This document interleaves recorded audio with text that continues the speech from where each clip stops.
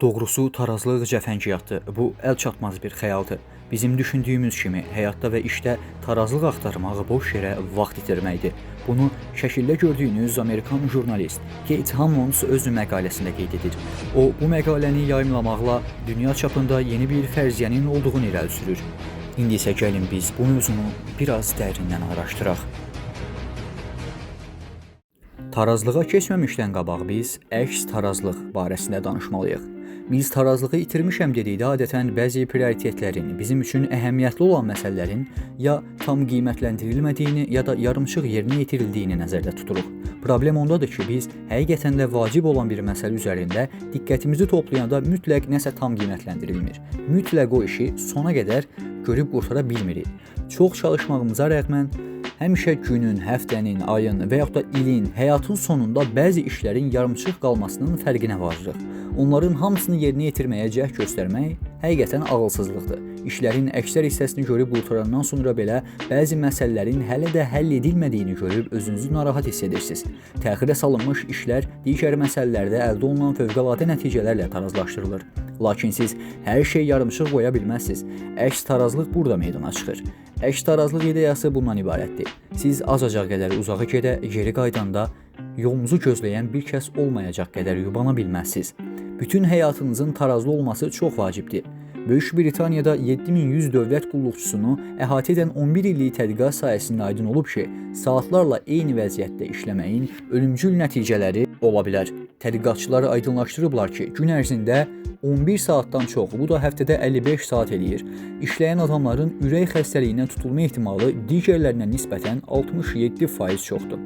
Əks tarazlıq sizin özünüzü sağlam hiss etməyiniz üçün də vacibdir.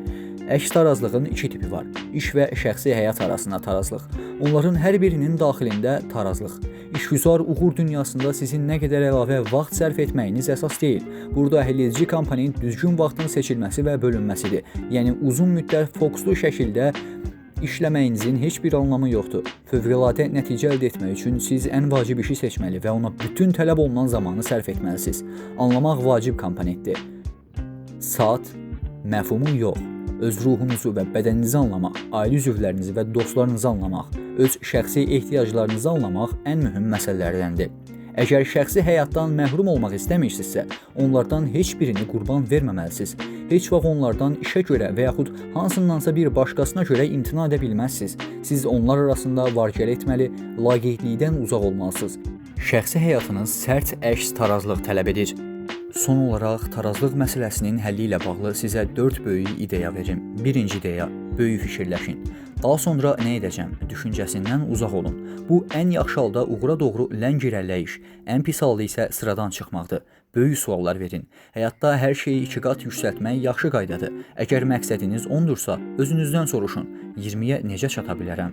Hədəfinizi istəyinizdən daha yüksəkdə tutun ki, ilkin məqsədinizə praktiki təminat verən plan qura biləsiniz.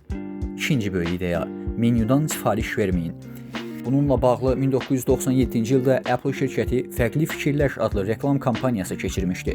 Reklamda Məhəmməd Əli, Bob Dylan, Albert Einstein, Alfred Hitchcock, Pablo Picasso, Mahatma Gandhi və bizim bildiyimiz dünyanı dəyişən digər şəxsiyyətlərin görüntüsündən istifadə olunmuşdu.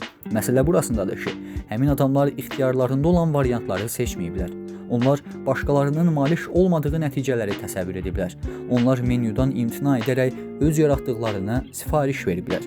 Bu reklam bizə xatırladır ki, dünyanı dəyişməyə qadir olduğunu düşünəcək qədər dəli olan adamlar bunu edəcək yeganə adamlardır. Üçüncü böyük ideya, cəsur olun. Böyük düşüncələr cəsarətsiz reallaşa bilməz. Böyük sual verəndə bir anlıq dayanın və cavabın veriləcəyi təqdirdə dünyanın necə bir yer olacağını təsəvvürünüzdə canlandırın. Əgər bacarmasanız, bunu bacarmış insanları müşahidə edin. Cavabı tapmış insanların modelləri, sistemləri, vərdişləri və münasibətləri necədir? Hamının fərqli olduğuna inanmağı xoşlasaq da, başqalarına faydalı olanın bizim üçün də faydalı olmaması üçün heç bir səbəb yoxdur. Dördüncü böyük ideya, uğursuzluqdan qorxmayın. Bu ən vacib məsələlərdəndir. Bu da uğur kimi sizin fövqəladə nəticələrə aparan yolun bir hissəsidir. Düşüncənizin inkişafını qəbul edin və onun sizi hara aparacağından qətiyyən qorxmayın. Fövqəladə nəticələr sadəcə uğurlar üzərində qurulmur. Onlar uğursuzluq üzərində də qurula bilər. Uğura gedən yolda uğursuzluğa düçar olmaq qədər təbii heç nə yoxdur. Biz uğursuzluğa düçar olanda ayaq saxlayırıq. Uğur qazanmaq üçün nə etməli olduğumuzu soruşuruq. Səhvlərimizdən nəticə çıxarırıq və böyüyürük. Uğursuzluğa düçar olmaqdan qorxmayın. Buna öyrənmə prosesinin bir hissəsi kimi baxın və həqiqi potensialınıza doğru can atmaqda davam edin. Davam edin, davam edin. İmkan verməyin ki, kiçik şeylər həyatınızın miqyasını kiçilsin. Böyük düşünün. Hədəfiniz böyük olsun. Cəsarətlə hərəkət edin və həyatınızı nə qədər böyütdüyünüzün şahidi olun. Əgər bu videoda sənə cüzi də olsa faydamı toxundusa, videonu bəyənə, kanala abunə ola və inkişafını görmək istədiyin dostunla paylaşa bilərsən. Sağ olun, salamat qalın, çalışın, inkişafsız qalmayın.